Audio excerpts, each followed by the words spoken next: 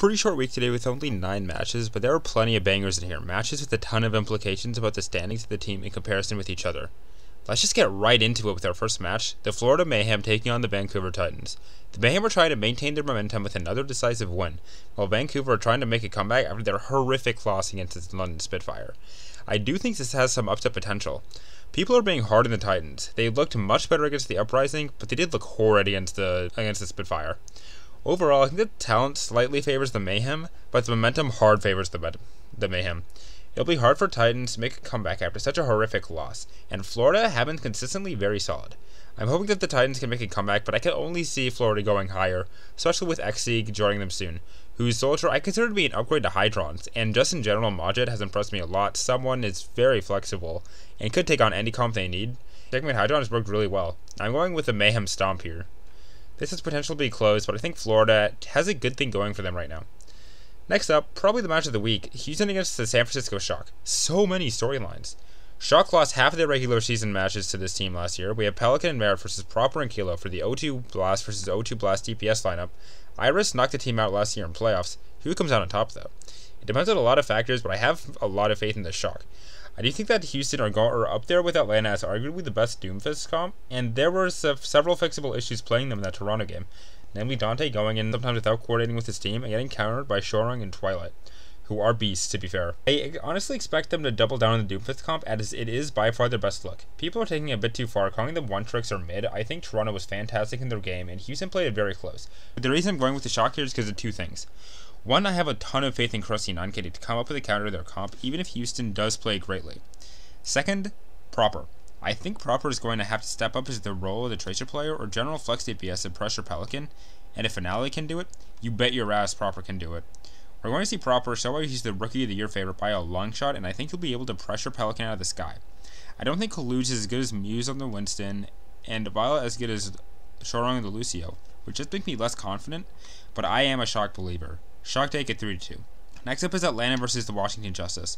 Atlanta is trying to maintain momentum after 2 strong wins last week, while Washington is trying to recover after a tough loss to the Fuel. This has upset potential. Happy, Decay, and Mag are a strong trio, and Krillin Opener is a solid support line, but the range is like so good, man. Hawk is probably the best Doom player right now. He knows when to hang back and punish divers or go aggro with his team. Ultraviolet is seemingly untouchable with how many sleep darts the man hits. OG is sick with it, and I think Nero and Kai are stronger with their counterparts. Even if it truly is a Tracer meta, I don't even think Decay can carry a win here. I'm going to say Washington come into the match prepared, as this is their only match this week, but ultimately Atlanta take it 3-1. Next up is a match with banger potential, London versus Boston.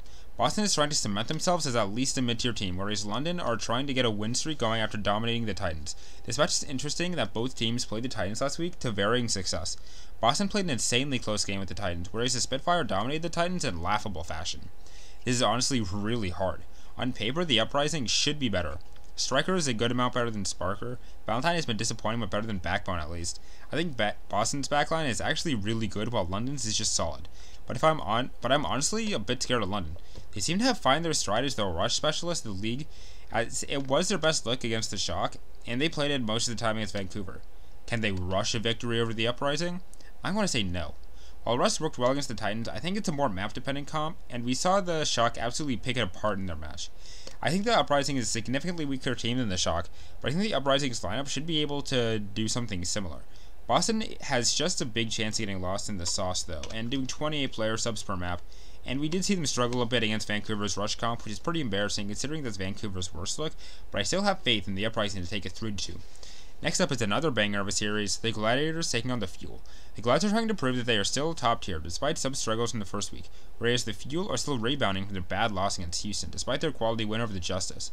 This is probably the second or third most important match of the week. Both teams have a lot to prove, but who can come out on top? I'm leaning towards the Fuel.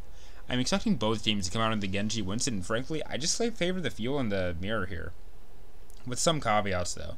I think Volamo made a good point that Dallas seems much more sure about themselves in this meta, and Fearless is more passive than I would like him to be, and I think that's mainly because he doesn't have a top 2 off-tank in the world covering his ass the way he has in the past 2 years.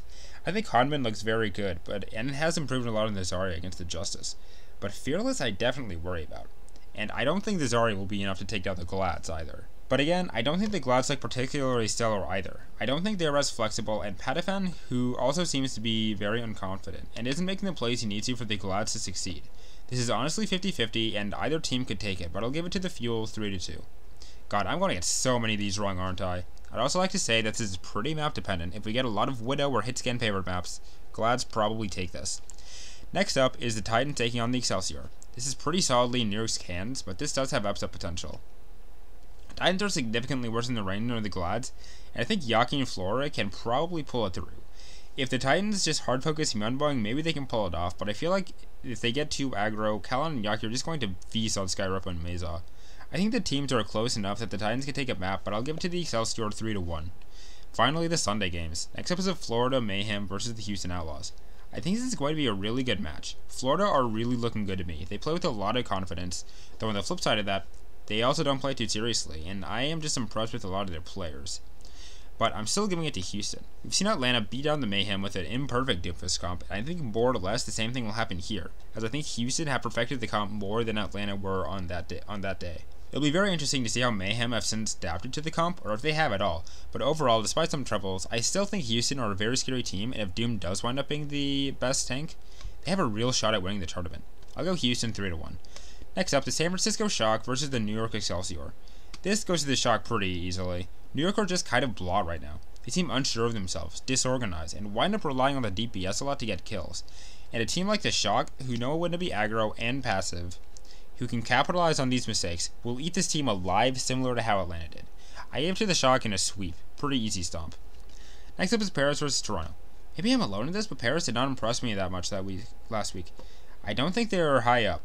London honestly put up a better fight against the Shock than Paris did, and Paris should have performed better against Florida if they want me to take them seriously as a top tier team. Meanwhile, Toronto really impressed me a lot. They had a really close game against the Justice, only being a fight or two away from taking the entire series, and they played, and they actually beat Houston, who were looking like arguably the top team in NA at that time. I think it pretty clearly goes to the Defiant. Maybe Wub gives them the push Paris need, but I'm giving it to Toronto in a clean 3-0 sweep. So that's my predictions for the week. Are there any that you disagree with? Any that you agree with? Any thoughts on these matches? Let me know in the comments below. Thanks for watching. Remember to hit like and subscribe for more. I upload nearly daily Overwatch League content, and I'm trying to hit 1,000 subs by the end of Season 5, so any subscription helps greatly. Thanks.